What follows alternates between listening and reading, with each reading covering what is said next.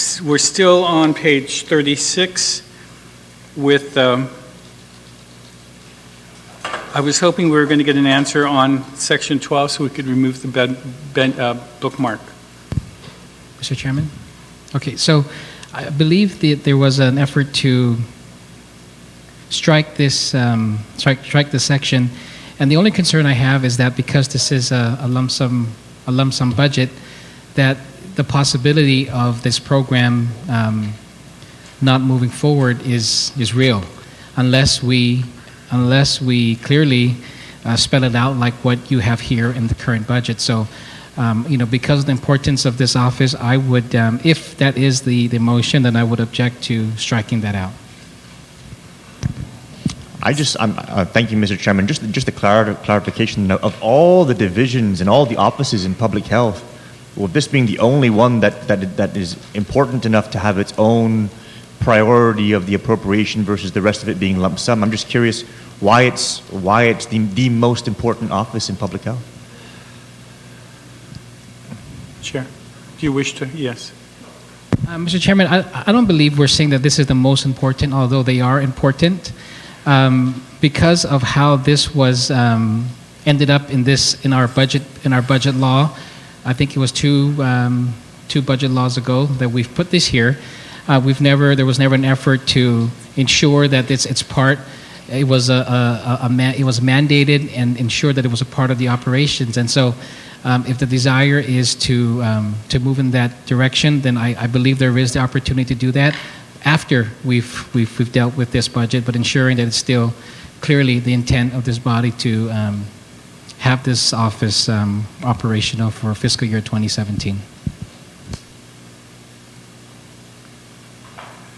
Does that answer your question? Or? Well, so the question is, are we going to maintain this as a specific appropriation line item, or perhaps make it an administrative provision or miscellaneous provision that the Office of Minority Health be recognized as an official division of the Department of Public Health and Social Human Services, and then leave everything lump sum? It really is just a housekeeping measure, Mr. Chairman, but I just wanted to clarify this for the record, that it just kind of stood out as a standalone earmark for a specific division. And if we can clean it up, or if it's splitting hairs, I yield that to you, Mr. Chairman. Yeah, Mr. Chairman, because this is the other divisions are statutes, that legitimize every division in public health, and so. I would prefer, Mr. Chairman, if you would agree that we keep it as is with this fiscal year, and ensure that moving forward that we, do, if it's something that we as a legislature want to continue, then have that discussion moving forward. But at that time, I would proffer that and make every argument that this office is indeed an important function of public health. Senator, okay, Senator, that's fine. All right, so. The motion to strike has been withdrawn, and so the bookmark will be removed. It's okay? Okay. Yeah, okay. Just, thank you. 13 on environmental health. Did you get clarification sufficient to remove this yes, bookmark? Yes, I did, Mr. Chairman. I spoke to actually the division head, and he said so long as the language in the law actually allows them to be able to use the monies for other related type of inspection, because they need money for their laboratory as well, that they be given that flexibility, and so they have no problems, and since we don't at all either, so that section then is okay, so the bookmark on 13 has been addressed. 14, I believe Madam Speaker has circulated an amendment for everyone's consideration. I did, and you all have a copy, and since we started on looking at health insurance for children on 3 separate sections, I tried to see how we could best meet the needs of our children, to expand the services for them, with the limited, of course, resources, and every one of those didn't go through, and I like to try and see is that in particular for all health insurance providers who are participating in the qualifying certificate program, that they instead purchase through their own health insurance for these foster care children, and that to divide it in equal shares. So if there's 4 of them and there are 100 children or 200 children, then it'll be 1/4 the number for each one of them. So is the intent to add this sentence at the end of the section that's currently there? You'll get the 700, we'll appropriate the 700,000 plus we'll also have this provision? Yes, I don't want to, I'm not going to risk at all, the idea that, if we take out this $700,000, but definitely I think that this could definitely start the conversation for what you just indicated, where, we would like to have everybody really insured. Oh. Senator Ada? I think this is quite a substantive amendment here that really warrants a public hearing. I mean, we saw a bill that was introduced similar to this, and boy, did they go up in arms. This is kind of like trying to fly under the radar. So I think we need to reconsider this.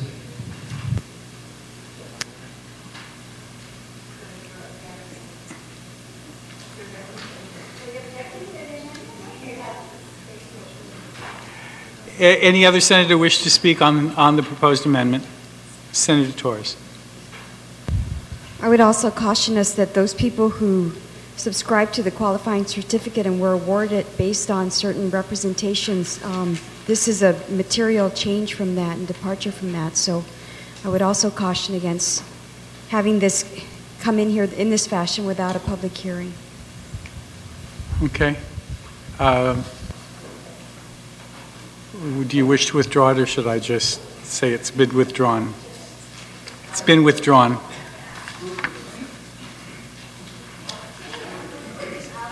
On section 14, anything else on 14? Senator, no more on 14? Any more on 14? Yes. Okay. Thank you, Mr. Chairman. Senator Rodriguez. Mr. Chairman, I don't know if we need to bookmark this and make my amendment on, later on in the bill, because, what I like to do here, Mr. Chairman, is that have the government RFP this portion out so that it's not just like what is happening now. There's no RFP that is being issued for the coverage of foster care children. And also it's tied to the overall Government of Guam health insurance plan. And so I think to really make this more effective and more cost-effective type of program, that it be a separate RFP issued, and that the best, through negotiations, the best plan be chosen to provide this health insurance plan for our foster children. And it's a measure that already had a public hearing, so we're going to take portions of Bill 12 and include that, but perhaps probably include it later on in the bill. Okay, then we'll leave the 700,000 appropriation intact in this section. Yes. And you may, in the miscellaneous miscellaneous provision section, proffer your suggestion on what's going to be required to do that. Okay. And everybody will be able to address that. That's right. That proposed amendment at that time, but right now there's a $700,000 appropriation that is intact here. Yes. No, there's no need to bookmark it. It'll be done in the miscellaneous. Senator Nicholas?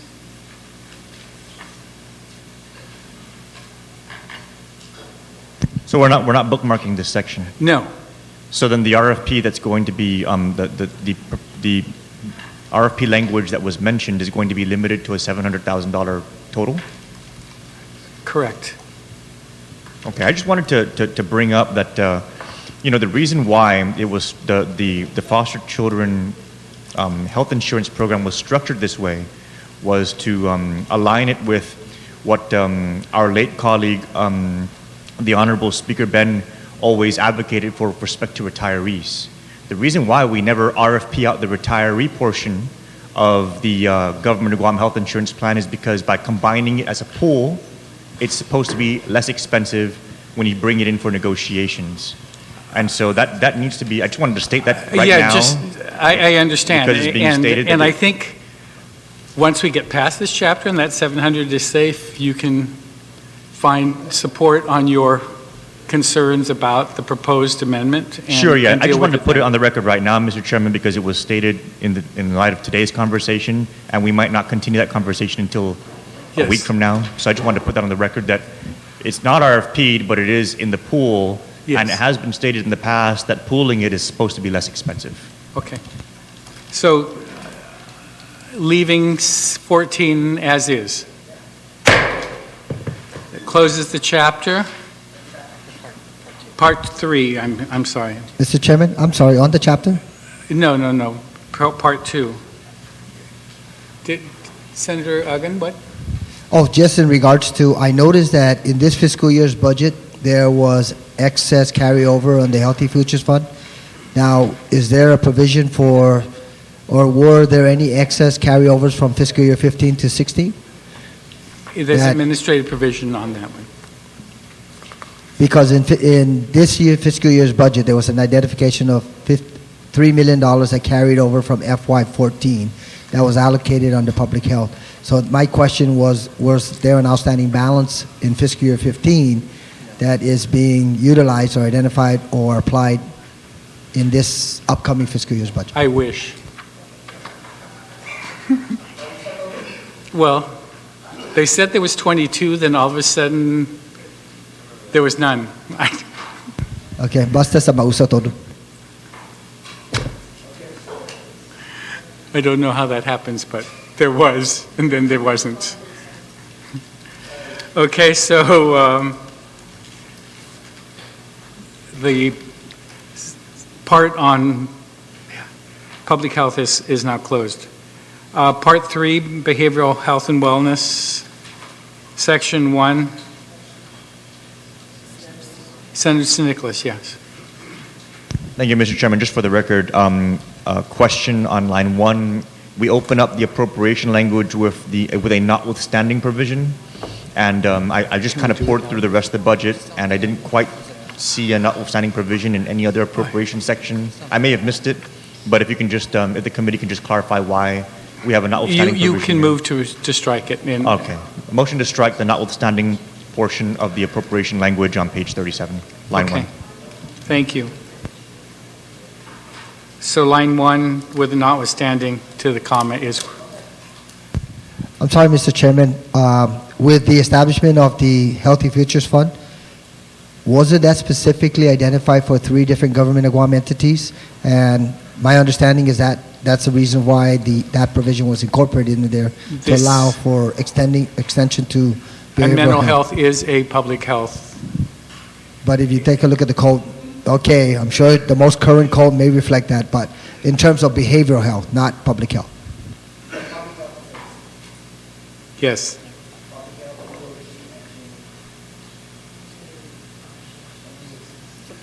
For there's also all health-related issues attached. Okay? Anything else on section 1, on the amount? That amount is how much more than?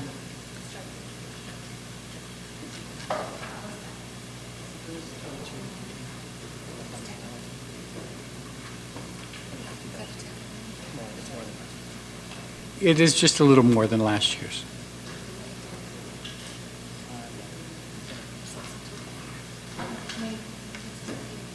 Section 2, detoxification rehabilitation services. This is for their pass-through to contract services from NGOs. Any, no,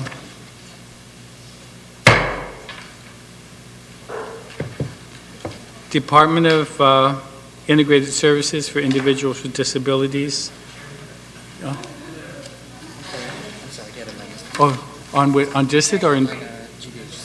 On, I'm sorry. We're back on section, on part 3. There's a new section 3 to be added. Everybody get a copy of that? Senator Rodriguez, you're recognized. Thank you, Mr. Chairman. My first amendment, Mr. Chairman, is if I can add Speaker Wampat as a co-sponsor of this amendment. There being no objection.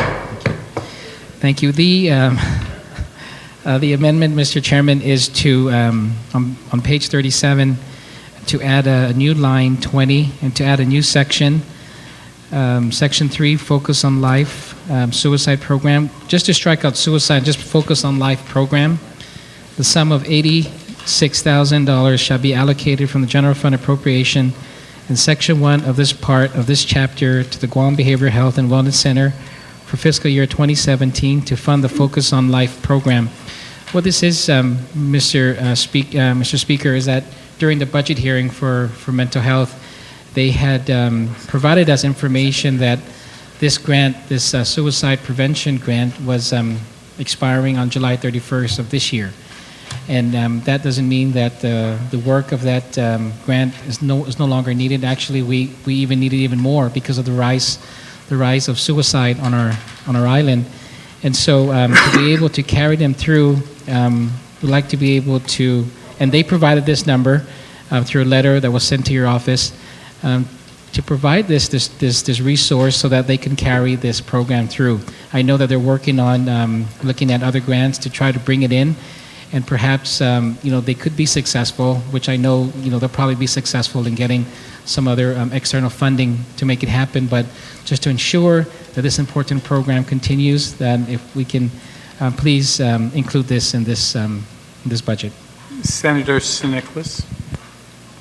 Thank you, Mr. Chairman. So if I'm understanding this correctly, this $86,000 was previously federally funded, and now we're going to be appropriating local funds to continue the program, and we're having those local funds come out of the general fund appropriations for the Guam Behavioral Health and Wellness Center. And so my question is, what's the offset? Because if this $8,165,000 for behavioral health was for all the local expenditures, and this $86,000 is to now make up for what was previously a federal expenditure, what is not going to get funded with the $86,000 that's being committed to this new expense category? This is an allocation within that, and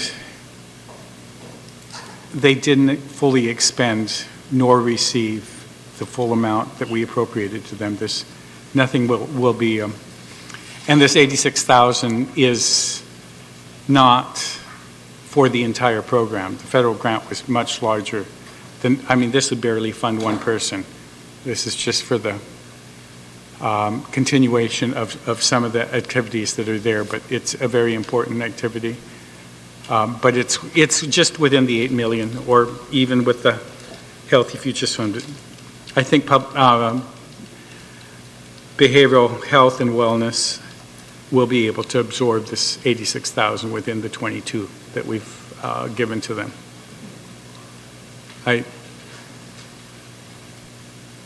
We gave them an additional sum, so this 89 is not going to. The increase that we gave them should be able to absorb this.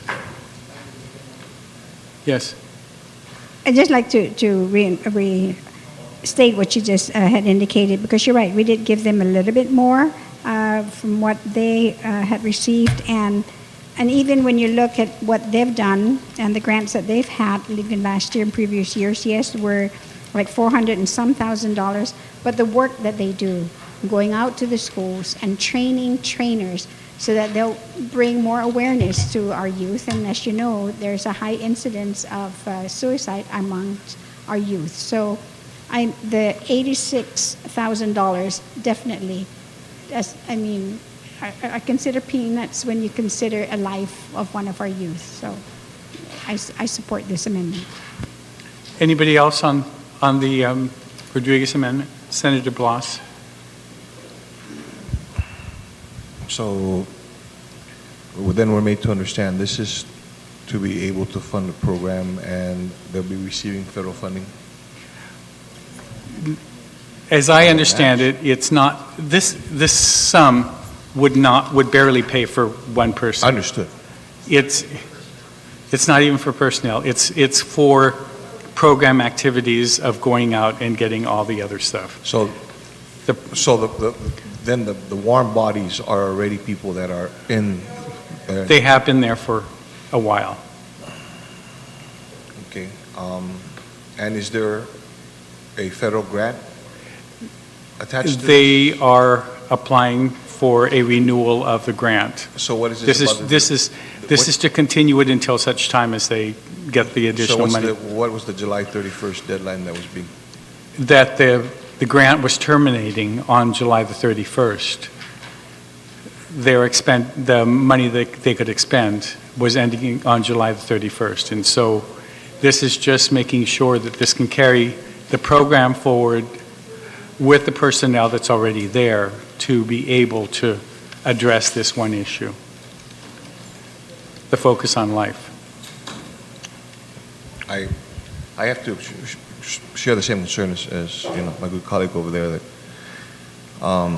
and I don't want to take away from the program. I do believe, yes, it's necessary. However, I just want to make sure that this is not one of those, we funded it federally for the longest time. Now we're going to have to bear the costs with the local funds.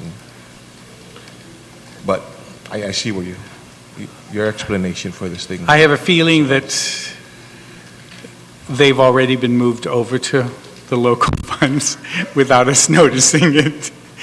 And this is just for their. But that's not their only responsibility, if I remember correctly, right? I mean, this is part of the prevention program that they have already existing within their agency. So the movement of personnel, then the absorption of it was all organic, quite honestly. Yes, right? All the prevention programs that they do. Okay, thank you. Mr. Chairman, I mean, they got $400 and some thousand, and they had trained all those permanent employees at behavioral wellness. But in addition, they've also trained other youth, and so all of the training, the experience, the skills are all there. And then now to not continue with the program, the additional $86,000 that they need to keep what they've learned and to continue to do it without expending, upwards to $400 thousand. It's only $86,000, and I hate to see all the work that they've done just stop because now they don't have anything else to keep them going until such time that they're able to get the new grant. Thank you. Any other senator? Just a point of inquiry, Mr. Chairman.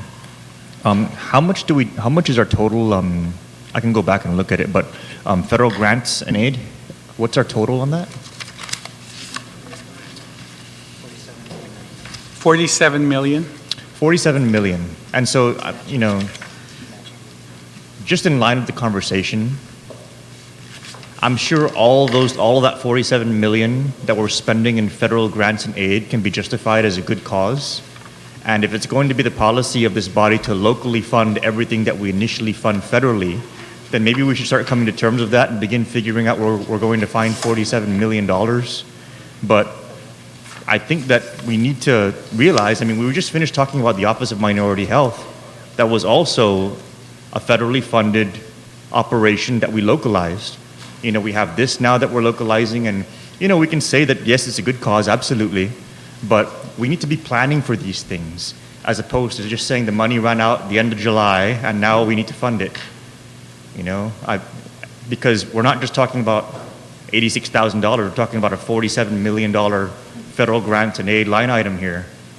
And if these federal grants and aid begin, drying up because of sequestration or whatever else may happen federally because they don't think about us, at what point are we going to begin planning and provisioning to absorb all of these costs? So I just wanted to put that on the record because, yeah, it's a great cause, absolutely. Who doesn't want to support suicide prevention? But if we're going to be committing additional local resources to absorb these federal programs, I think we got to really start sitting down and planning around that and determining what we're going to continue or not going to continue. At what point are we going to identify the funding sources available for the continuation? Because for this to have just run out in July and for us to be appropriating it here, I mean, a little bit more planning would have been great. And being able to factor in the remainder of those federal grants and aid of $47 million, that's going to be substantial as time goes by. So I just wanted to put that on the record in context of the conversation. Good point. Can I close? I don't think there's been an objection to the amendment. If I can just add then, Mr. Chairman. Oh, I'm sorry. Senator Blas, do you still want the floor? Oh, go ahead. Thank you, Mr. Chairman.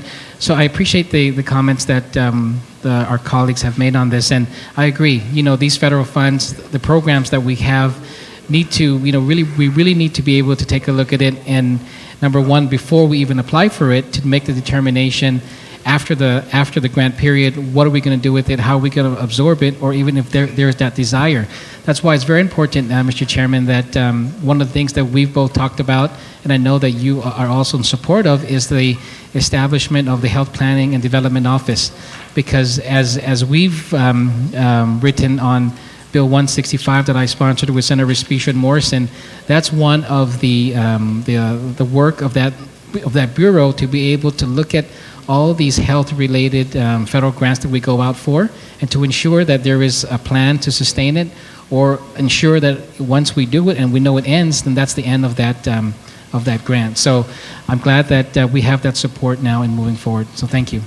And as has been the practice in my office, I've sent out a FOIA to all of the agencies to determine what they've used of the federal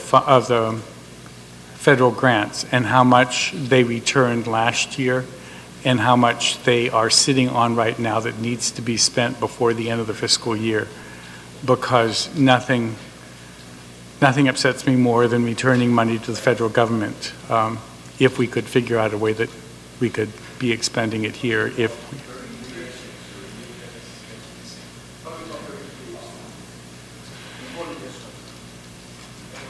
especially when we're going to go to the next division. No objection to the amendment? All right, behavioral health and wellness has been closed. Chapter 3, Chapter 4. DISIT.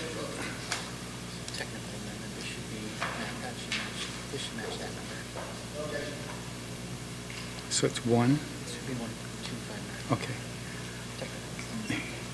Just for everybody, on line 6, that it should read 1 million, not 2 million. 1259. Yes.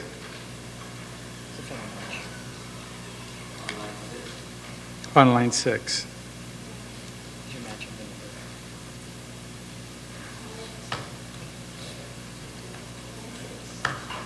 But what's this down here? That's the full match. That's a full federal grant, so we get more than dollar per dollar. Okay. DISIT, anybody wish to? It's 1259,651, but down here it's 1259,761. You said line 6, line Yes, line 2 and line 6 should match, and it should read 1259761. Just strike that, and so that it looks like the bottom there with those two numbers down on the bottom. Okay? And the English numbers will, yeah, 5 and 6, the Finnu English will match the number. Okay, so health, can we close it? Chapter 3. Chapter 4, Unified Judiciary. Let me just recognize the Oversight Chair. Did you want to say anything? You're good? Senator Morrison, you have a question? Well, we can go overall, or do you have an amendment in a specific section? Go ahead. Mr. Chair, thank you. I wanted to find out, I know there was discussions on the criminal justice information system, and I just wanted to find out if you recall if this is built into the operation expenses of the judiciary, because I don't see it here broken down, and I do understand as we go through the rest of the budget that the cost share through these agreements are broken up through specific law enforcement agencies. And I think one of the discussions that was brought up is streamlining this process and just sort of the cost share mechanism in place, unless there's reasons for it to be broken apart to all these agencies that we didn't just budget it, since the judiciary is I believe the administrator of this program. So again, like we're doing with some other agencies that have been cost sharing, we're just kind of having the agency that's administering the program. We're just factoring the overall maintenance costs instead of breaking them up into these agencies and just streamlining it. Do you recall? I believe that they have all met and they've made an agreement as amongst themselves that judiciary, through the loan that we authorized them to take out, was going to pay for the structure, and that they were going to each share in the cost of the operation, I believe is what. Okay, Mr. Chair, I just think maybe something we can discuss further. And, yeah, I think if we bring them all in again to find out where the status is on that, right, we will know about how to be able to do that. I just know that some agencies don't want to, not that they don't want to absorb the entire cost, but if all of those costs was all put in the judiciary, it would look like a really large increase. And so they want the other 3 or 4 to share in the cost, and they get reimbursed. They're covered, but it doesn't show that there's a $500,000 appropriation increase. I just looking at opportunities to streamline the process. Thank you, Mr. Chair. Okay. All right, Section 1 on the appropriation 34,290. How much is the increase? The increase is 1.1.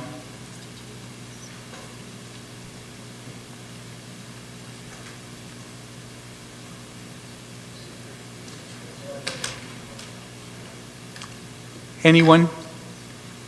The Oversight Chair is fine.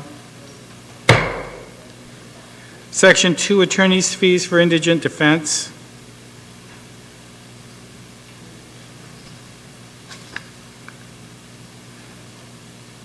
None. Drug and therapeutic courts, 1.383.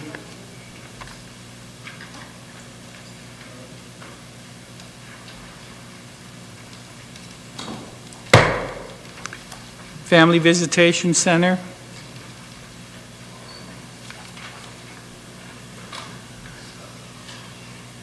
any? Transfer Authority of the Unified Judiciary.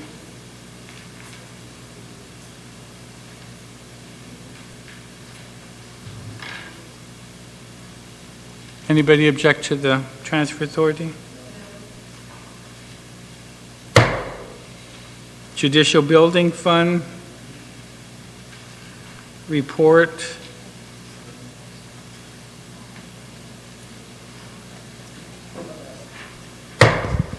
Judicial Fund revenues and expenditures report.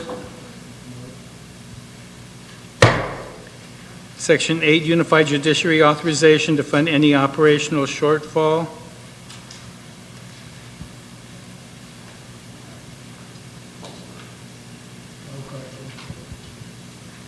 Senator Espaldon. I guess it might be more relevant to Section 9, but it seems that Section 9 has the funding for Section 8. So I suppose what I would need to ask, or at least want to ask at this time, is relevant to Section 9, and that is, what is the amount of the allotted and unallotted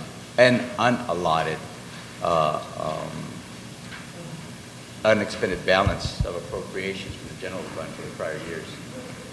And again, that might be Section 9 and stuff, but it seems to me in Section 8 we are giving the judiciary the ability to use whatever monies they have within their control. So I guess the question is, how much are we talking about? I don't know. I think this section, that it shall not revert, was to prevent what I did when I became Chief Justice, and I returned $500,000 to the general fund because I thought we had too much money, and they thought that I had lost my mind.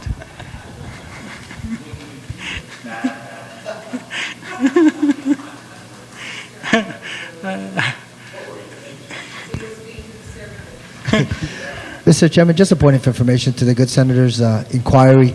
Just for his information and the body, over the last 2 years alone, anywhere from 87 to about 95, 96% of the allotment has been given to judiciary. So, I mean, it's an amount that they continue to request on an annualized basis, but it's not as large as their annualized budget or significant portion. So in that particular case, there has been a continuous request to use those funds in subsequent fiscal years. That's satisfactory? It's not the specific amount, but that's fine. Thank you, Okay. Mr. Chair. Thank you. So that was 8 and 9. Any unified judiciary closed? Ooh.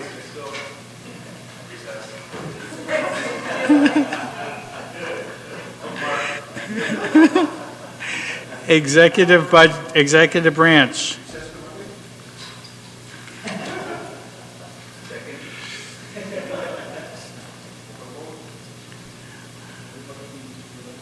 Well, I know a couple of the senators went to the judiciary, so I mean, but let's continue.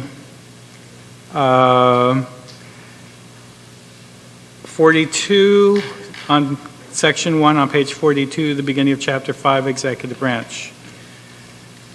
Page 43, Office of Imagat Lahi.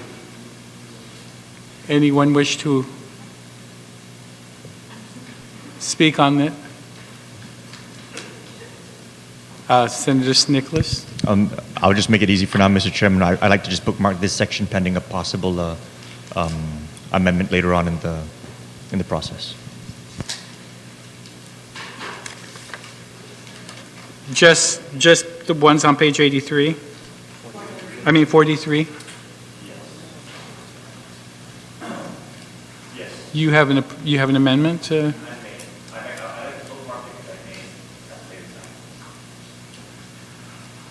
Okay.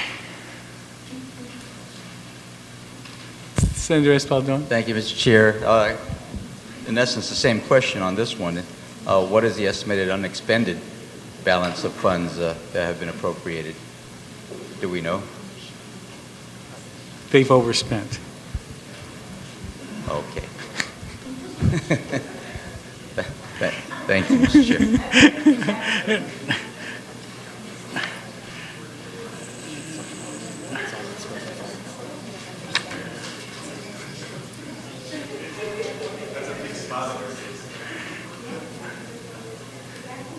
Okay, so I'm bookmarking page 43 in the event that there's a combined amendment.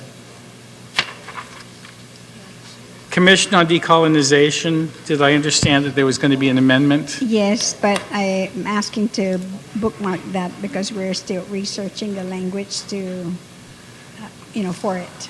Okay. Thank you. Please, can we get the language? On the-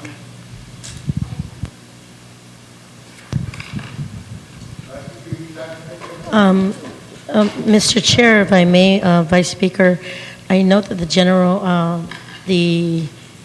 general fund amount is 386,063, and I know with the push of the whole decolonization and what may go out in hearings, wasn't there a breakdown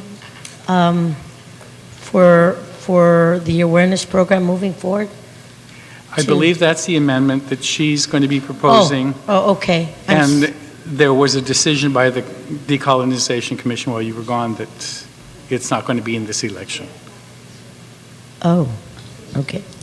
So Thank you, Mr. Chair. I'm sorry. there's I no wasn't- rush. Okay. Yeah. So Monday, Madam Speaker, I'm bookmarking page 44. Mr. Chair? Yes. I believe the speaker is also going to be bringing up on the Commission on Decolonization. They have some monies that have been earmarked for the education campaign, and this is another area where they're going to need a carryover of FY 2015 for, I'm sorry, carryover FY 2016 for FY 2016. They have the money, but as we all know, if September 30th rolls around and October 1st occurs, it's just going to cease to exist. And so Yes. So I'll work. I'm bookmarking the entire page. That's, I didn't say Because we the did get continuing appropriation carryover for Commission on Decolonization for the current fiscal year. Okay. So she'll have, the two of you will work on, the three of you will work on that to present it to us then on Monday? Okay?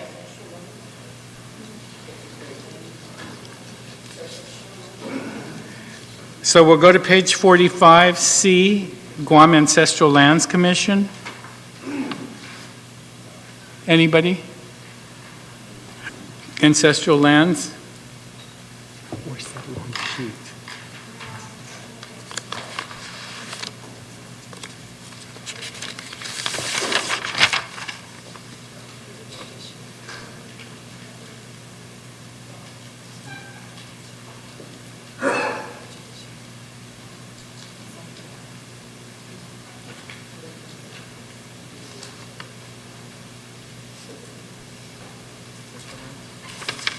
It's status quo.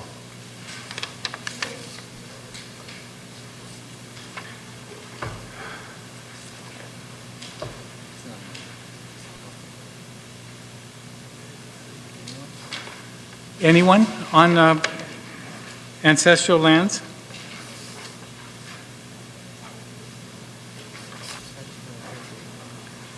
None? Veterans Office, status quo, yes. Mr. Chair, thank you very much again. I hope I'm not out of line here.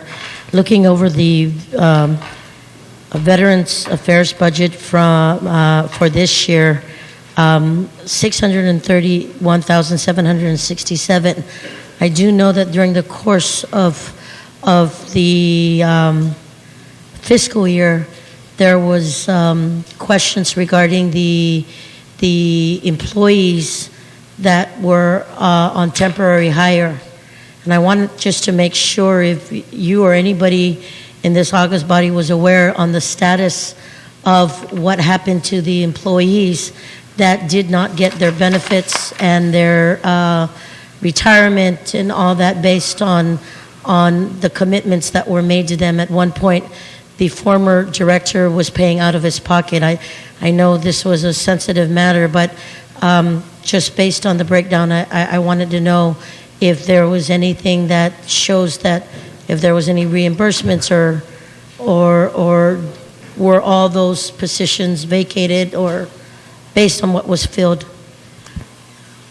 We've not received any information on that. I don't know if Then anybody else has. I don't, oversight of. Frank. Tom.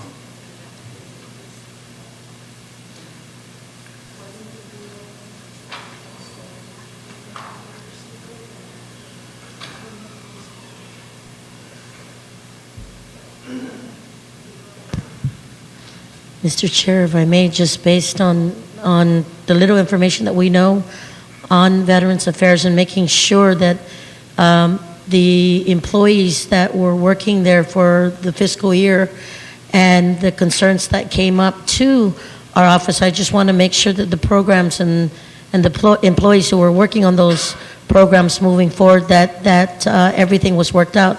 So we can just bookmark that so that we can make sure that the Veterans Office is intact. I hope you don't All right, mind. fine. You're going to have to find the information for us because it wasn't sent to us. Okay? So, Okay. Thank you.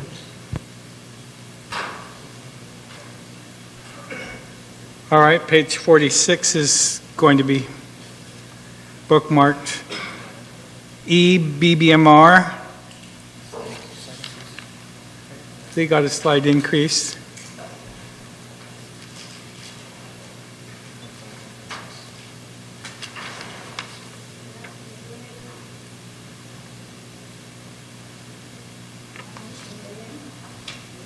All right, anybody on BBMR?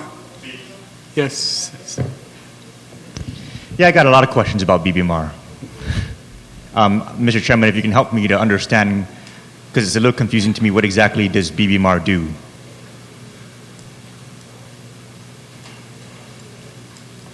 Are they mine? Do I have BBMR? Yeah. They're responsible for all the reports that are given out. They're responsible for the allocations of funds and tracking and making sure that there are appropriations that are allotted to the agencies, and if they believe that there isn't cash, that they don't, I mean, as I understand it, it's probably the biggest, I mean, the most powerful. I know they didn't like me saying that, but GG1s don't go out unless it's cleared by them that there's going to be enough money to do that. And they're the gatekeeper, but the final gatekeeper is Department of Administration if there's cash. But they're the ones that kind of monitor everything that's going on, supposed to. Thank you for clarifying that, because I've just been very disturbed with the hearings that we've been having with BBMR and the questions that we ask of them and the answers that we get, because I've never once heard BBMR saying we're tracking into a deficit. We've gone 2 fiscal years, 3 potentially, from borrowing hundreds of millions of dollars and a very public announcement by the governor saying the deficit is gone, only for us to track up to over a $100 million deficit since then, and not once do I ever recollect, nor do I think I've seen anything official come out of BBMR saying we're tracking a deficit. How are we spending $1.6 million on an operation that's sole responsibility is the allocation of funds and the tracking of those things, and they never once told us that somehow we overspent or we were tracking to overspend a cumulative of over $100 million?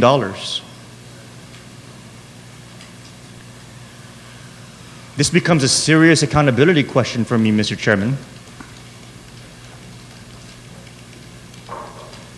Appropriations come out of this body for revenue tracking in excess that's being reported by this division.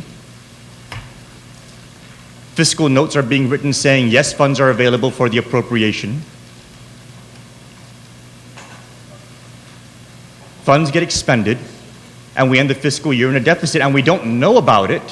Mr. Chairman, I'm being very strong about this because we don't know about it until 9 months into the next fiscal year when the audit comes out.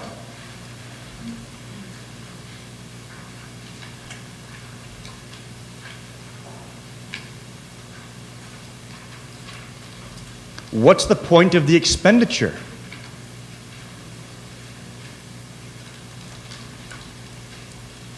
To fund an operation, to come down here and sit in front of us and say, oh no, everything's fine, until the auditor says that it's not?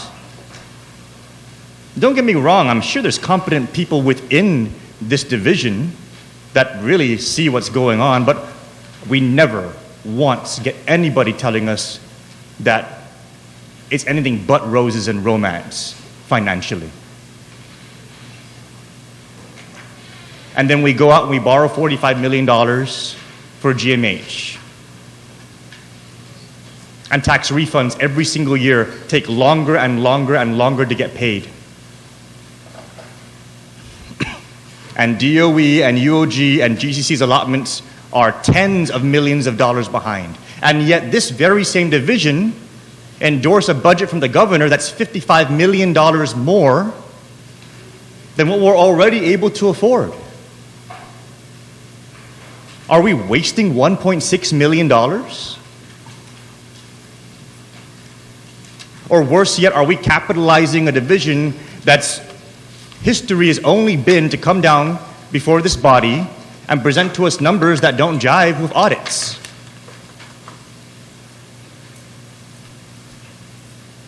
I need to strongly put this on the record, Mr. Chairman, because if the behavior does not change, I will not hesitate. If the behavior does not change and we come in with a deficit again, or if we're getting fiscal notes for money that doesn't end up being there, or if we end up running a deficit and they never told us that we were tracking one, if that doesn't change, we have no business spending $1.6 million on this farce. If they know that there is no money, they need to say there's no money. If they know that we're tracking a deficit, they need to say we're tracking a deficit. And if they know that we don't have $55 million more to spend the next fiscal year, they need to come out and say that. This is not a political operation. This is a financial management operation, and its role and responsibility is not to make the spending practices of this government look better than it actually is. Their job is to report to us what the financial realities are in this government. There's no one else who knows more than BBMR, or who's supposed to know more.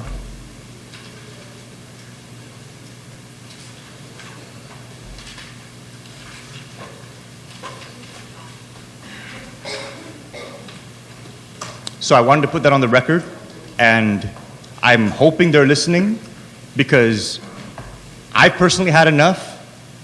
If we're not going to drop the hammer after $100 million of deficit and absolutely no notice whatsoever that we're tracking that, at what point does this even make any more sense? Thank you, Mr. Chairman.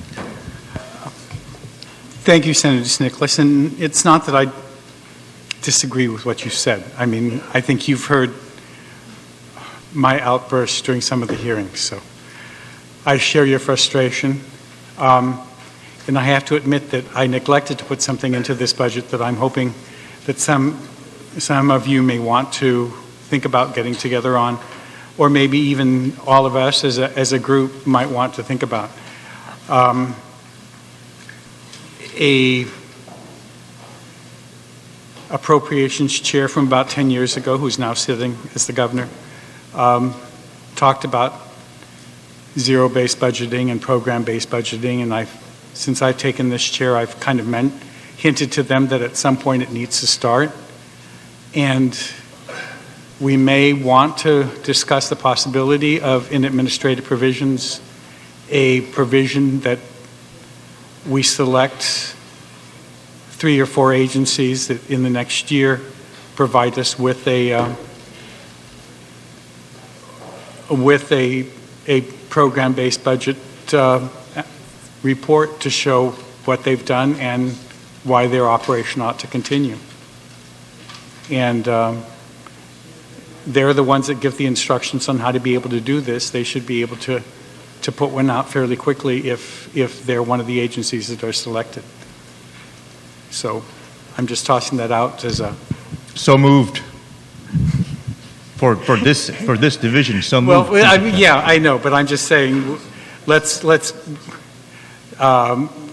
make mention of that in administrative provision. I didn't put that up, but let's start talking about it. Okay. But your Your comments are well taken. As it relates to this department,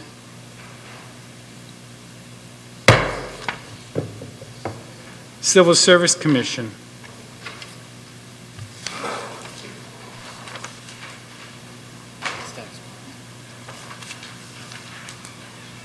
There's a status quo.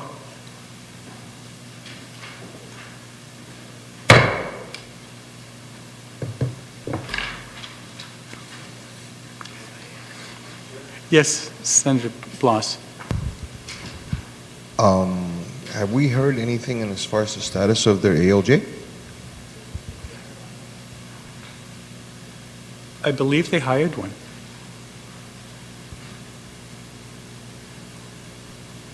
I thought there was, and there was an issue about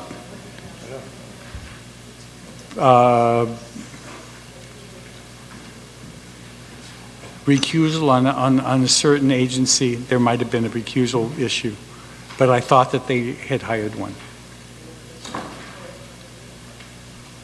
I know that they have a young attorney that's up there.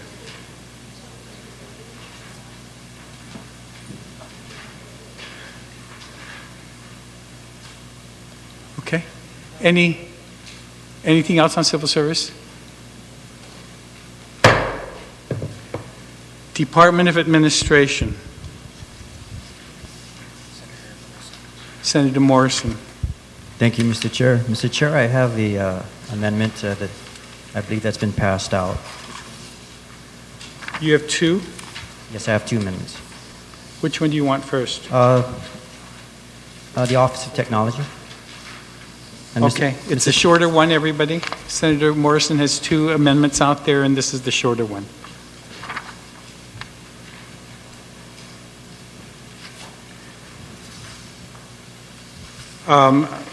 I'll call you when we get to page 51.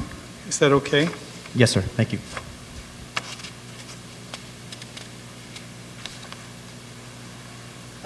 Or wait, where is that?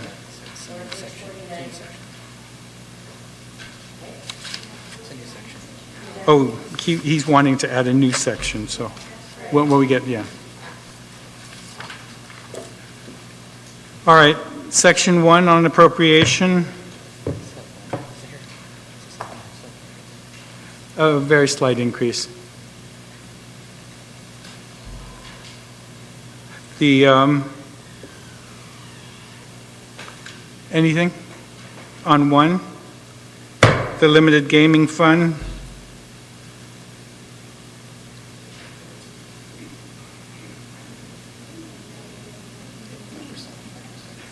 They get 5% administrative fee.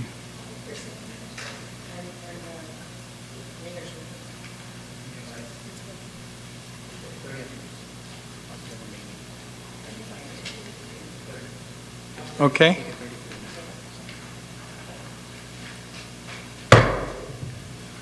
Supportive child in custody.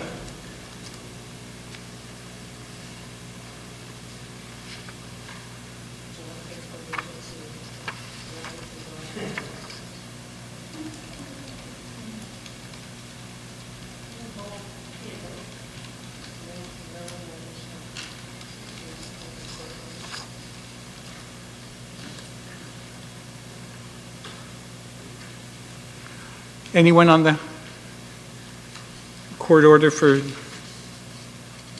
support of children in custody? No. The residential treatment fund.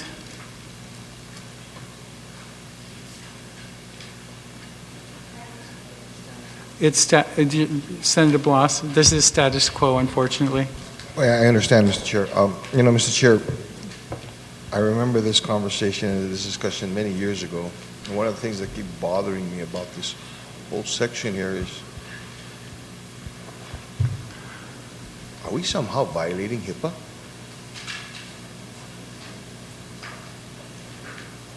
How?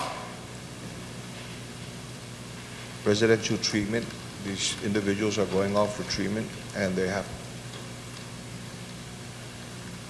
so they're at identification and the purpose for the travel.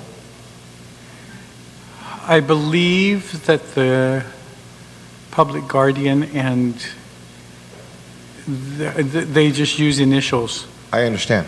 Yep. And I don't know whether I guess my question is not so much the amount or the allocation, the appropriation. It's actually whether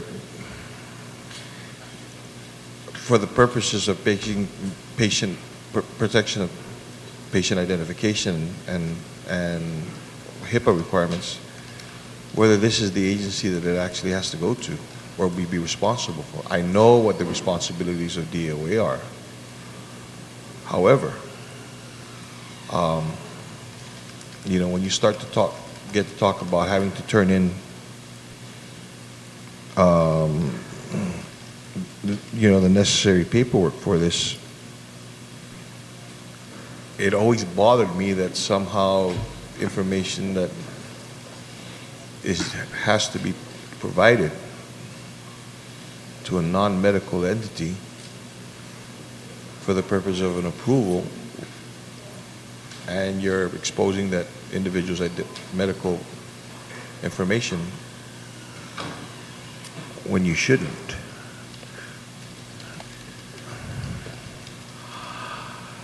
I understand what you're saying, and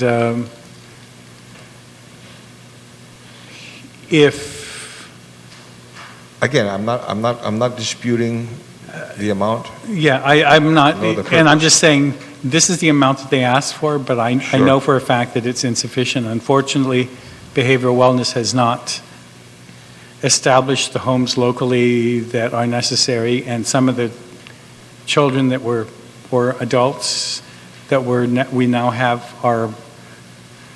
cannot be addressed. Their needs cannot be addressed locally, and so have to be sent to treatment. But I would be willing to put a bookmark here. Please, and I will. And you call mental health, DOA, the public guardian, and some of the attorneys and try to find out if there's a better place for this, because now that I think about it, you're right, that Department of Administration sometimes says we want to see what's happening, and that really is the medications that these individuals are taking is nobody else's business except the doctor. And I remember, there was at one time we had a hearing on this thing, and that's the type of information, that's where it sparked my concerns, the kind of information that they had in their possession. I even brought it up. I said, are you even allowed to have this? Okay. So, please, I would appreciate the bookmark on this thing. And again, it's not. It's not for the amount, but for the amount. Whether or not it should stay in this section or if it should go someplace else. Yes, sir. Thank you. So we'll bookmark this for that purpose. Maybe there's.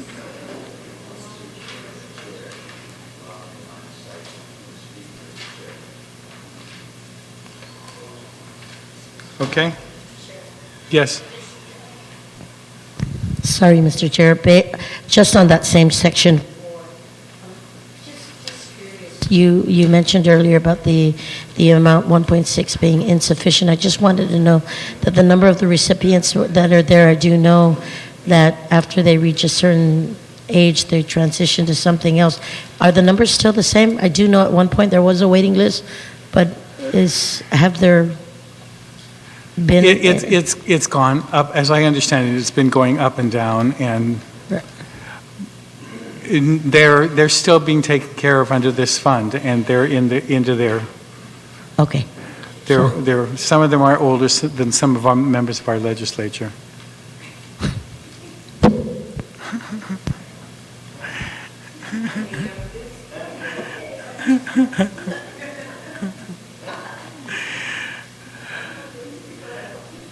Anyways, thank you, Mr. Chair.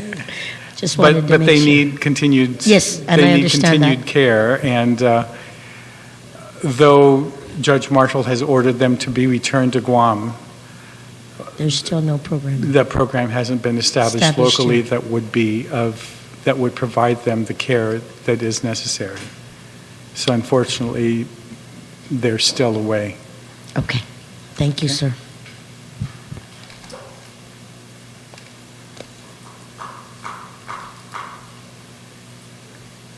Okay, so subsection 4 has been bookmarked for Senator Bloss to determine whether or not the HIPAA requirements are being met. On the Government Claims Fund, Thank you again, Mr. Chair. On the claims funds, the appropriation of $250,000 is there, and I just wanted to inquire about the update based on, because I do know that there was several claims that were denied based on funding, and I wanted to know how many claims pending for this section. Not the report that, as of the end of last month, as of the end of June, there was still 185,000 left. Really? That's the report that we got. At the end of the third quarter, there was 185,000 left.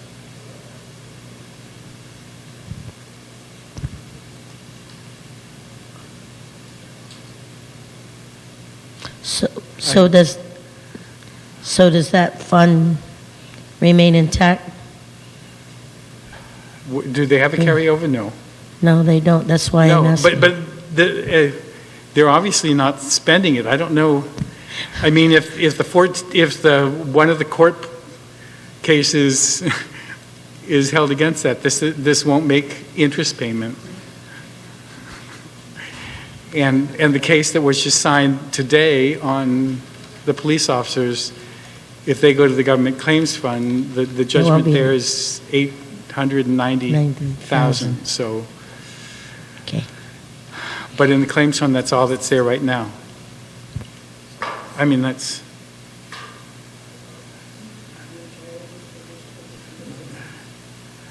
Right now, just leave it alone, and we'll deal with it when we find out.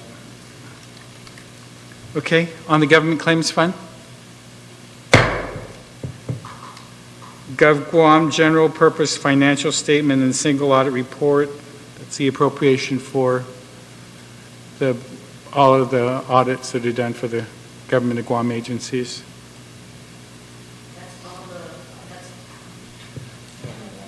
That's government-wide. Not including the autonomous agencies, sir? Correct. I just wanted to make that statement for the record. Yeah, because it's listed. The ones that have their separate ones are listed afterwards.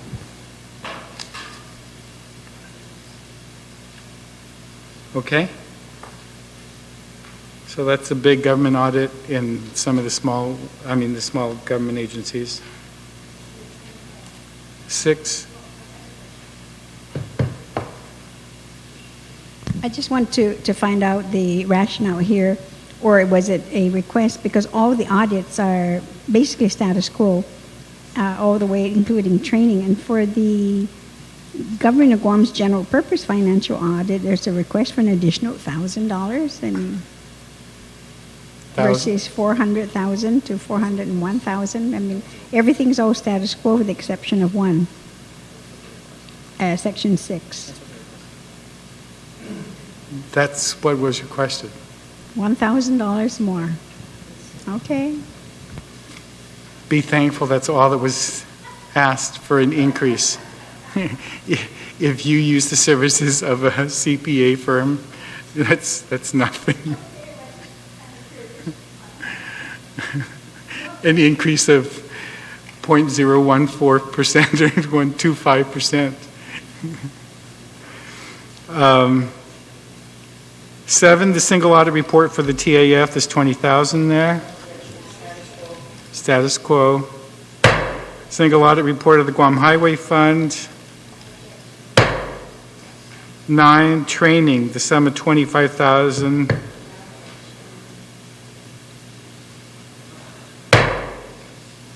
10, public street light appropriation. Yes. Mr. Chair, I understand this is status quo. I'll be honest. It was a reduction. Is that a result of the realized savings? Because I know they've been switching to LED for the past at least 3 to 5 years already, or 3 years. And it was my understanding that that the realized savings would also go to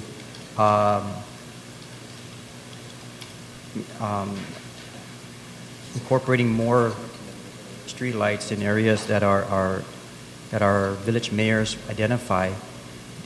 Do we have any reports of how much LED lights have gone out as a result of the switching to?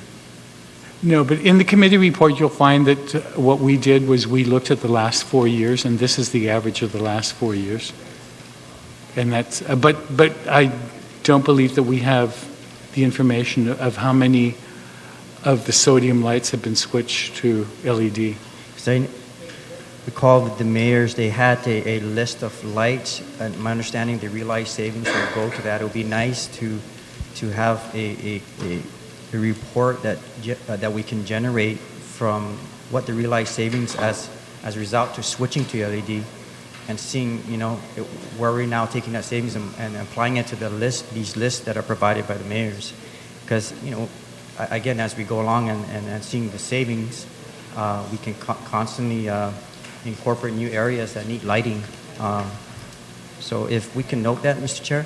Okay, we'll note that, and we'll ask next year in our specific, when we send out the request to them, to submit the number of LED lights that they switched to and what the savings was realized, and then it'll be up for you to look at. Okay?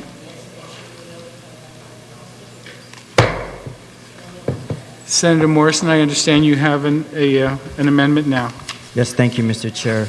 Mr. Chair, I believe all my colleagues have this copy.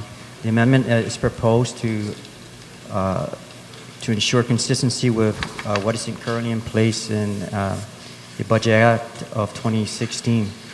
Mr. Chair, as we've discussed earlier, this is something we wanted to ensure that the appropriation from the DOA that is designated to the Office of Technology is clearly stated in accordance to Public Law 3210 that established the Office of Technology. So that's the amendment, Mr. Chair.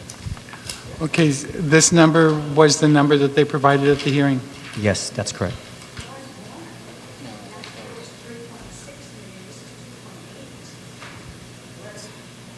$3.8.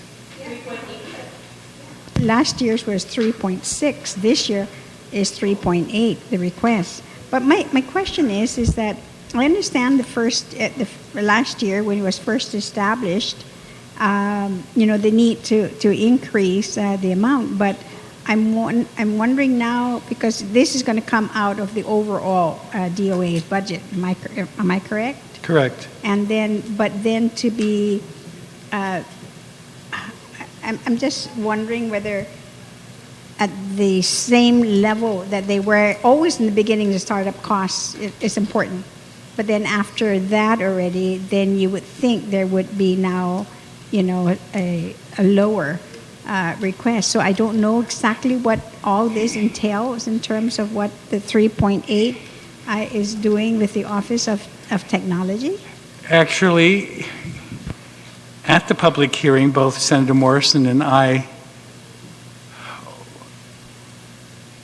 were all over them about the fact that we thought this amount should go up more, and that the new director, who unfortunately was not present, was off island for medical reasons, and the acting could not answer why some of the good questions that Senator Morrison was posing of why aren't these other things being done?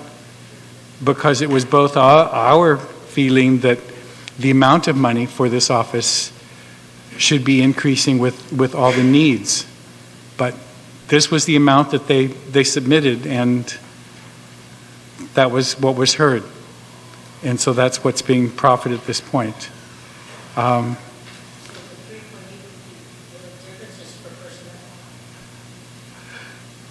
There were some things that they want. Yeah, we were hoping for more personnel, and he was hoping for more computers or whatever those things are. The infrastructure, the superstructure. Mr. Chair, The software.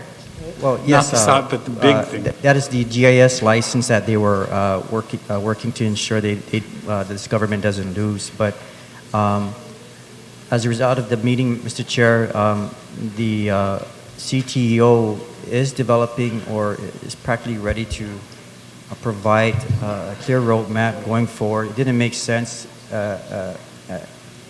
trying to plug those numbers because as he modernizes the organizational structure, of course that's going to take some time. Yes, we do expect it to increase, but it didn't make sense to start plugging in with a staffing pattern that didn't fit the overall mission and objective of the Office of Technology. So he basically wanted to stay basically status quo. The only major difference is the GIS license that definitely that our agencies need.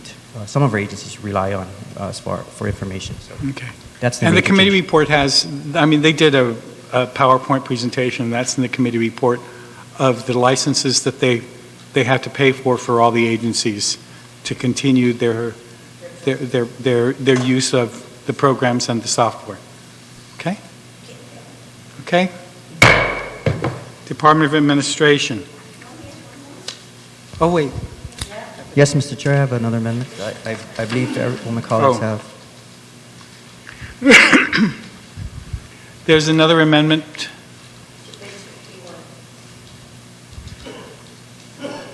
Well, number 12. Go ahead, Senator Morrison. Thank you, Mr. Chair. Mr. Chairman, this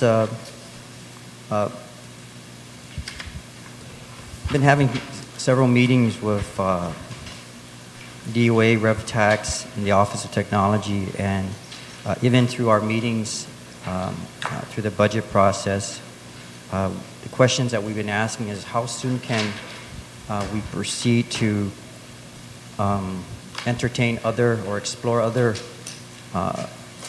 payment methods. And one thing that was consistently noted was Public Law 30-196 that basically prohibits, they believe prohibits them from proceeding to any negotiations of any other type of methods. It kind of sets us back, Mr. Chair. This is one of those measures that I believe had good intentions but had unintended consequences. As we all see, when we all line up at Department of Revenue Tax, we do see that the burden is being passed on, as far as the fees are being passed on to our people. What I'm proposing here, Mr. Chair, is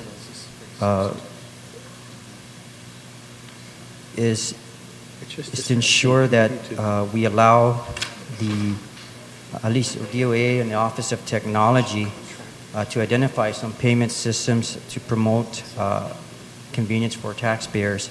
And what was also noted, Mr. Chair, and I believe there's an audit going on, is the return checks to this government that are annually being driven up, I believe, from $3 to $5 million. And the question that we also asked, what was the success rate of collecting on those return checks? And we didn't get no answers, as you recall. And I look forward to seeing that audit, because since this measure was put in place, or Public Law 30-196 was put in place, they believe that it's hard to proceed forward with any type of other payment methods. Prior to Public Law 30-196, Mr. Chair, we had the opportunity to move forward, and these fees were passed on, or were actually absorbed by this government, clearly in the same amount of what is being put out there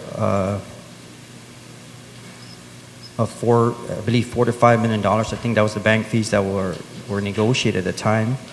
That at least we knew what we were paying for, but with this ability to move forward, or this provision in this chapter or Public Law 30, it makes it difficult to proceed. So I also like to note, even recently, as we saw with the Consolidated Commission and some of the negotiations they had, they renegotiated a flat rate.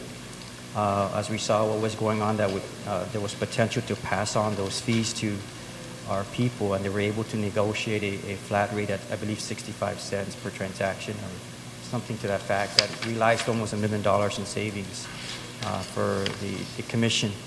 So these are. You need to move the mic closer to yourself. These are opportunities, Mr. Chair, that we need to have, at least with the line agencies or DOA, to explore, that we can negotiate flat rates like this, similar to. I have no problem with exploring and having a committee put together to present something to the legislature.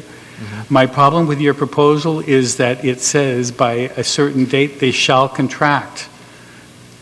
And we have no idea what it's going to cost or what it's going to entail. If you want to just have a committee that reports back to us by a certain date their recommendations on whatever course of action they want to take, and we approve the recommendation of the committee, and we know how much it's going to cost us, then I would have no problem.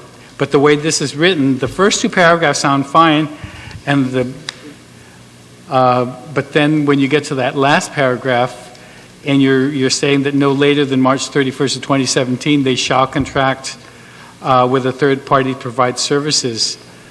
I mean, even if the committee report is, their committee report is done by like October, so that by May 2017 it's implemented and contracted for, that's fine. But we really need to have some idea how much this is going to cost and what it entails. I just can't, because I have no idea what this is going to cost us, and either we have a public hearing on it or the contract comes back to us for some kind of approval, one or the other. Okay, but I can bookmark for you to do a provision, maybe even an administrative of an efficient. Yeah, okay. Why don't we hold this for administrative provision? But before you bring it to us in administrative provision, make sure that you take out the fact that there'll be a contract by a certain date. We have to have this body needs to know how much this is going to cost us and who's going to be paying what.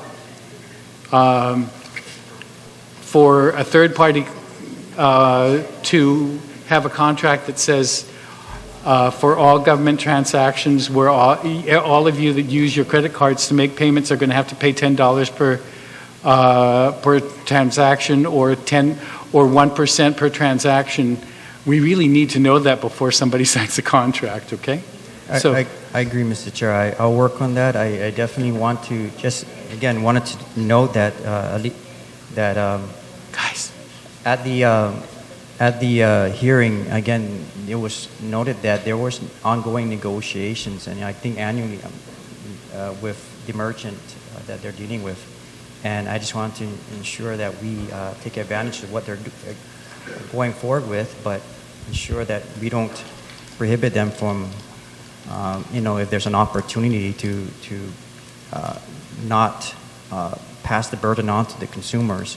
I want to ensure that we have language in there that doesn't stop them from negotiating that item if necessary. But the thing, Senator Espaldon's having issues too. Yes, thank you, Mr. Chair. I do, and I appreciate you making note of the fact, because I was going to bring it up myself in terms of mandating that they have to have a contract in place without even knowing what the contract would entail and the cost it would be. in particular, to this agency. On top of it, Mr. Chair, I have a problem in trying to understand how this really does work, because as I'm reading this, and you turn to the second page, or actually the back side, and there's just some language that I don't really understand, and maybe we'll get to it when we get to any amendment that might be made for the miscellaneous section. But in particular is the second to the last sentence: the third-party service provider shall remit the full value of the liability owed by the payer to the government of Guam. The third-party service provider shall have the ability to accept non-cash payments received and charge necessary fees related to processing the payments. And again, I just don't know exactly what we're talking about. And then on top of it, if we're talking about alleviating the fee that we've been or that the agencies have been charging to those who are paying by credit card, and then it becomes the responsibility of the government, of all the people, to pay for that fee. I'm not sure that's, I don't know. And again, I think this is one of those sections that probably needs to be discussed and understood a lot further before we just kind of accept this without further scrutiny. Senator Blas, did you wish to add anything? No.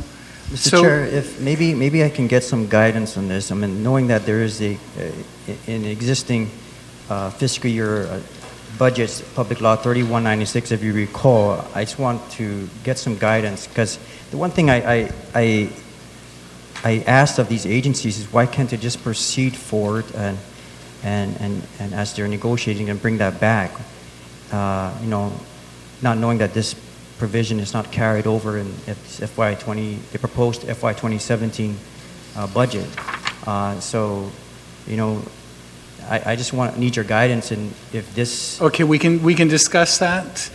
Let's talk about this being an administrative provision, because there really is no appropriation in here per se, but there could be a substantial appropriation, because I remember at one time when we were handling and paying for the credit card fees, I remember it was up to $5 million one year. Yeah. Yeah. But as reported in the public hearings, what's even equally disturbing is the return checks are equal or greater to, as far as this amount, $4 to $5 million. So that's the issue we also have. That's why I stated. Yeah, that's why I think we really need to have a discussion. So it's either a public hearing on how this is done, or if the committee is going to bring back a report to us so that we can look at what they're planning on doing. Okay? But let's discuss this further for a later section, but not to put it in here. All right, so we can close Department of Administration.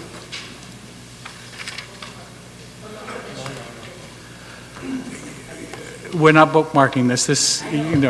Yeah, Department of Administration is closed.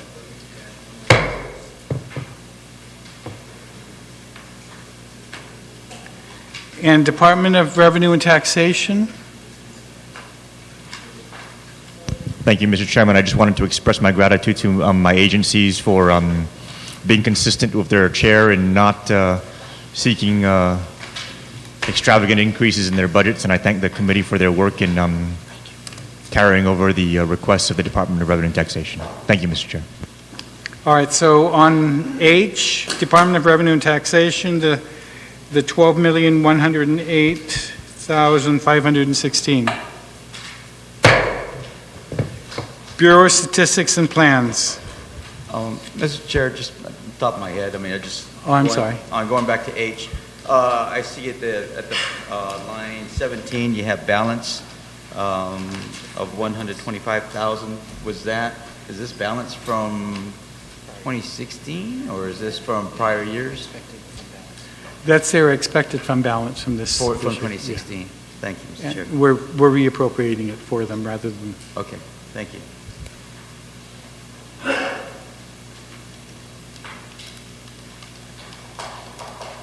Okay. I, Bureau of Statistics and Plans.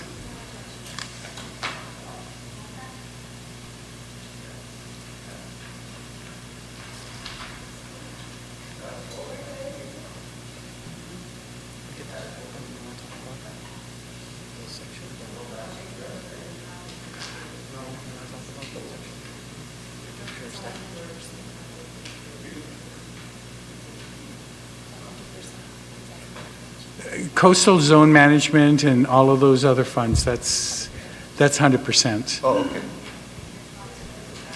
Okay.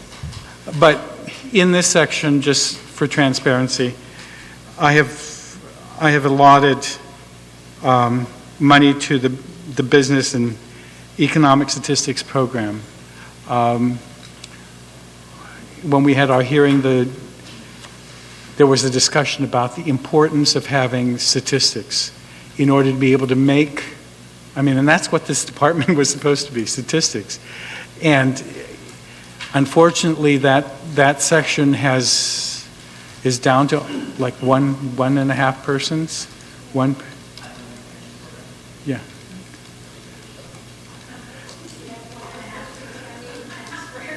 No, because everybody has left. And they're not replacing them. But according to Mr. Joe Bradley, if you're going to be planning for us and for businesses outside, they need to have those statistics, the import-export data, everything that they produce. And you guys produce some excellent stuff there, which is of great value to anybody planning on wanting to come to Guam or people that are here.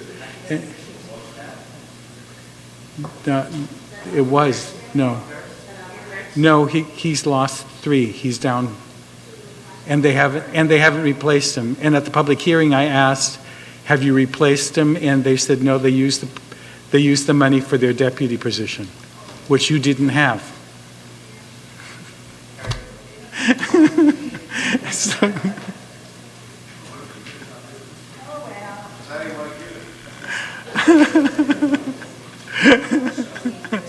So, So no, he really is down, and I really, it's imperative that they put money in there, because if we want to be encouraging businesses to come here, they need to know what it is that they're getting into. But it's still within the appropriation for the department. So Bureau of Statistics and Plans. Department of Public Works.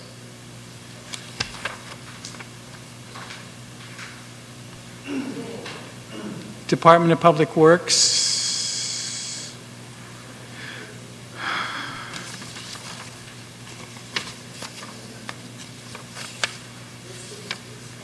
Well, I think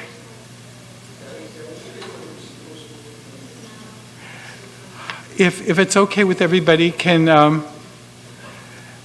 we bookmark these sections? I see the 2 oversight chairs are not here for these, and I really don't want to move forward.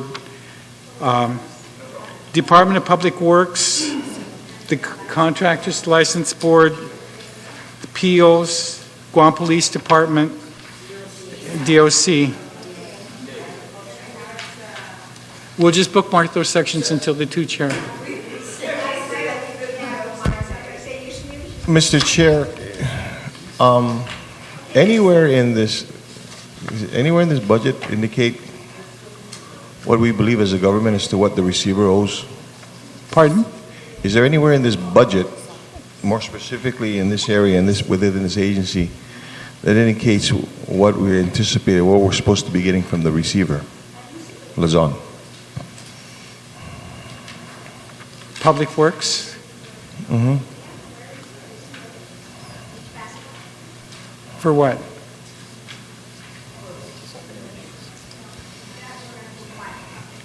Is there anywhere in this budget, or is it indicated anywhere in the presentation for Public Works, the amounts that we're supposed to be receiving from the receiver?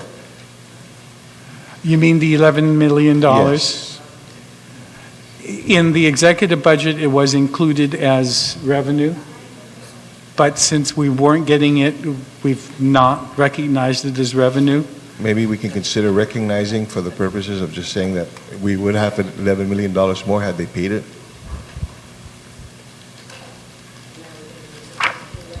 Okay. We'll try to figure out something. Thank you. Because that is a funding source that we should have. I know there's contention, and it's been the position, I'm sure it's been the decision of not just the executive, but also legislative branch. In the last budget, we did, and we appropriated against it and discovered that there was no money. Maybe what we do is we put it, this is something that could have been, but Where is Okay. it up front? Is it up front?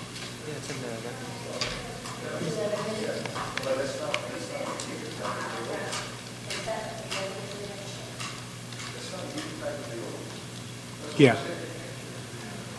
It's listed on page 4 as a source of revenue, the 19 million, but we're not appropriating anything from it because of the court order.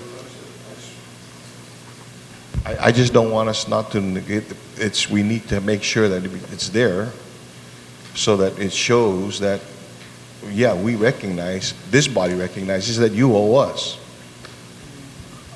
Okay. If I see the AG here, and so if you guys can figure out how you want to word that with the instructions that were given at the hearing, we can include it somewhere in the Public Works one so that.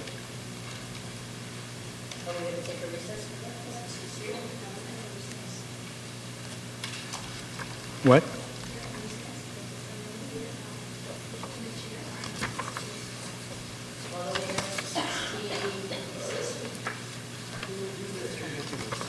The what?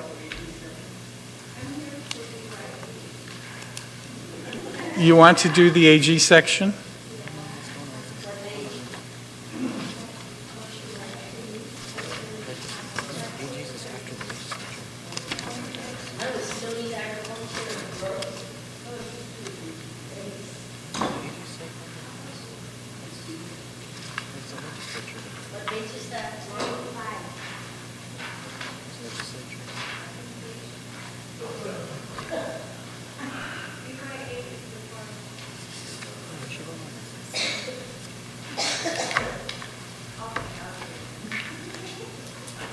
Where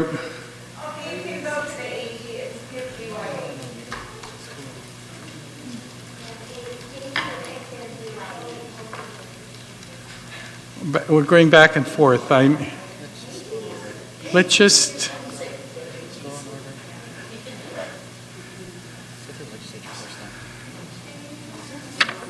Do you want to do the legislature first? I mean, it's.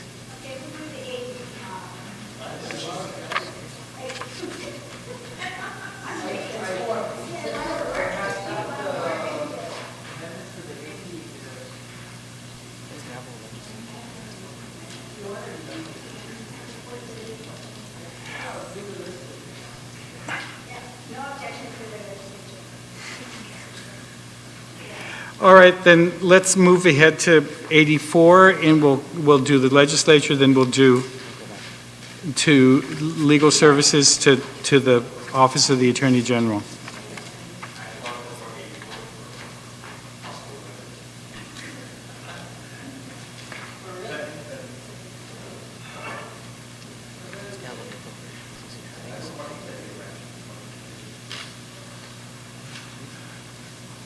All right. We'll go to 85. Office of the Attorney General. She's here. Let's finish this off. What?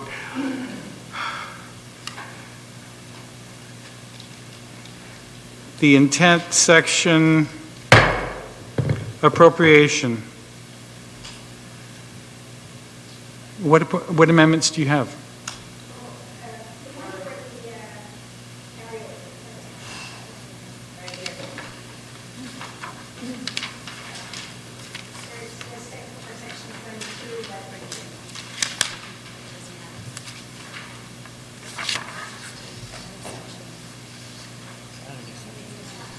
So this would be a new section 6.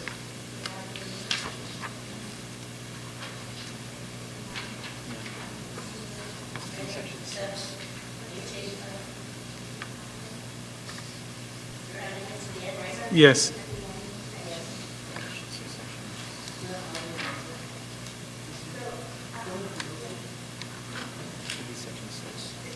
The amendment will allow for a carryover of fiscal year 2014 and 2015, and it will mean that the unexpended balance of the appropriations from the general fund to the Attorney General for its operation in fiscal year 14 and 15 shall not lapse and shall carry over into fiscal year 27 until fully expended for the purposes of funding ongoing litigation and federal litigation. They are now at the very end of the federal litigation cases, such as the Lejon case, the DOC consent decree, and the plebiscite, and the contracts already are carried out, and so they are dependent on the 2014 carryover. For the 2015 carryover, what that would mean is that they too are in the process working with GSA to be able to procure now computers for their prosecution division and workstations, and by having again to not allow them to carry that over, then would definitely impede on their moving through with both the federal litigation cases. You're asking for litigation and right. supplies? So there's 2015 and 2014. I just put the two together. The way that this thing was to be specific to the ongoing federal litigation. Yes, earlier it says for operations in the fiscal year 2014-15, and also shall not lapse. And there's no need to put it into fiscal year 16. It's until fully expended.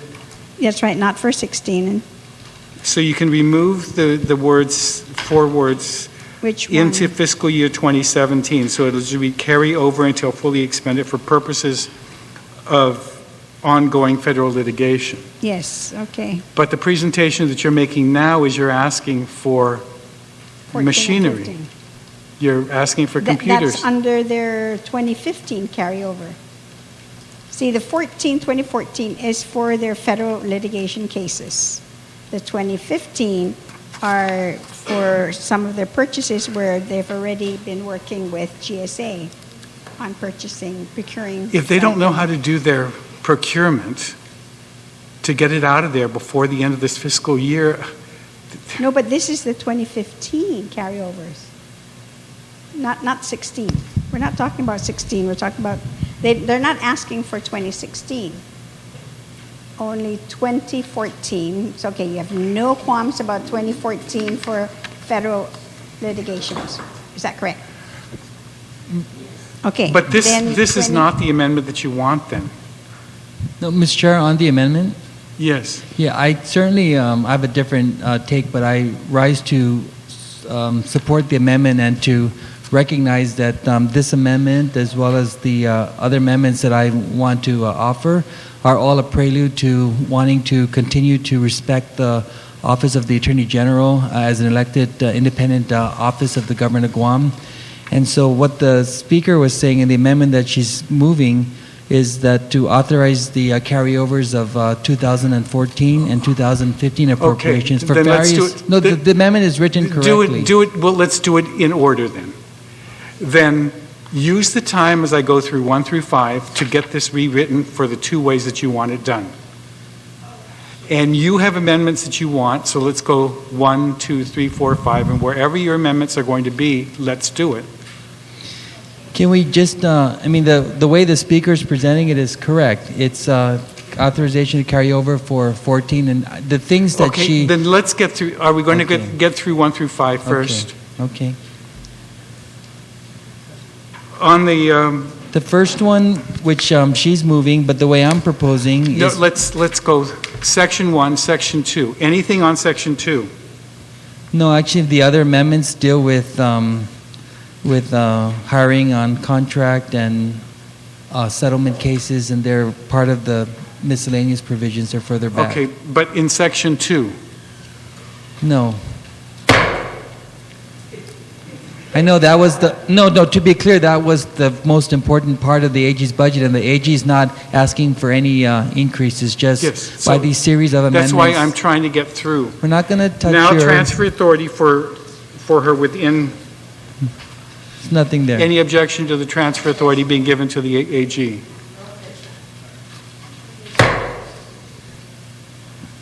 4, Nothing there. That's okay. We haven't received any feedback regarding 5, so that's okay. except for Senator Morrison, at some point, he wants this all in one place, right? The cost sharing. Yeah, for next year. But right now, there's an amount that they've set aside for it. Okay, so 5 is okay? Yes. All right. Senator Respicio, do you have amendments that have been distributed? Yes.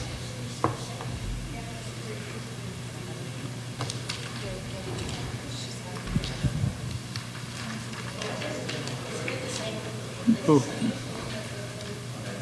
These carryover authorizations, for what we understand, the money has already been uploaded with the Attorney General's office, and we understand that if we don't allow for the continuing use of these monies, which the Speaker pointed out, they're tied to current litigation cases, that, as you know, October 1st, they wouldn't be authorized to use it. So on my packet that's stapled, it was a different presentation, but it's carryover of fiscal years 2014 and 2015 appropriations. Okay. Let's hold off until it's where it's all stapled together. Yeah. No, it's like this.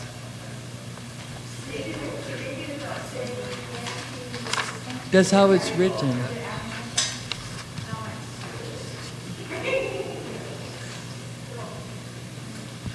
So it's carryover of fiscal year 2014 and 15 appropriations, notwithstanding any provision of law, any balance of unused funds appropriated to the Office of the Attorney General for fiscal years 2014 and 2015 shall not lapse and shall carry over into fiscal year 2017.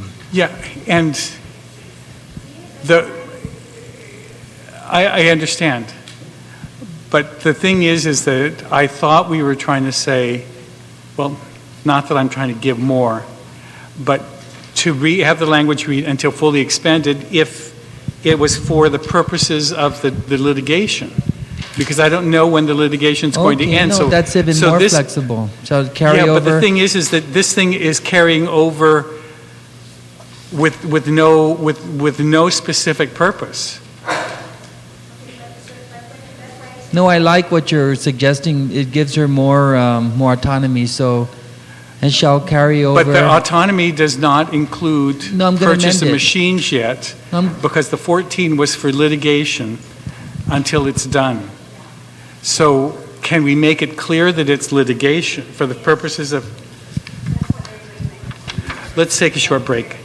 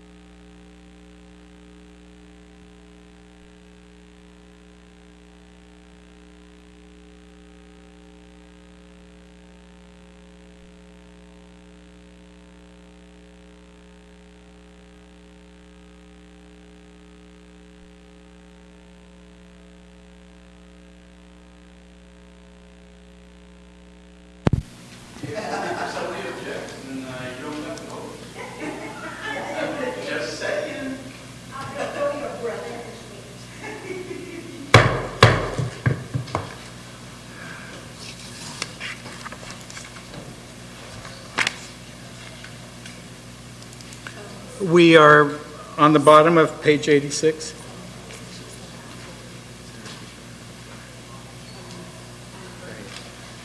Senator Respicia, you had the floor when we broke, or? Thank you very Will you be much. making it, or- Thank you, Mr. Chair. So we recessed and the speaker tweaked her amendment, and I believe copies have been made, and it's before us. It's Speaker Judith T. Wampat, and I'm honored to co-sponsor this with her. And provides a new section, carryover of FY2014. No, there's a new one that just says continuing appropriation. It's always the Senator development. Espaldon has corrected all of us. Okay, want me to read it? No, it's here. It's continuing. It's here. Continuing appropriations for the Office of the Attorney General. And so, as you suggested, Mr. Chair, the 2014 budget is tied to federal litigation cases, and then for 2015 and 2016 appropriations, it's going to remain available until fully expended. And so, this would help with our support and commitment to give the Attorney General the autonomy that she needs as an independent office.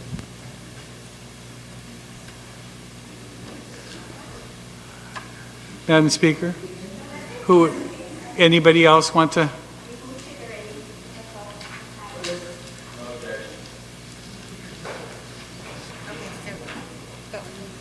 Anybody?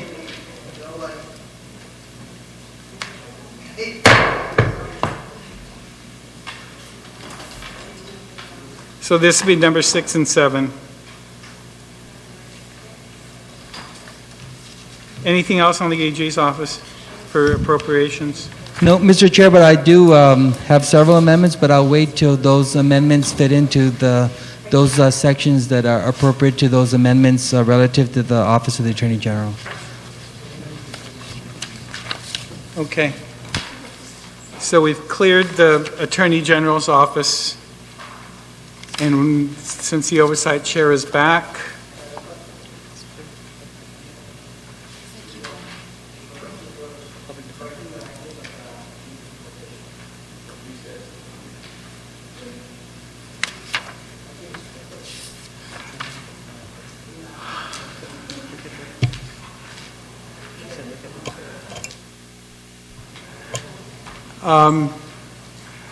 the chair is going to recess until Monday.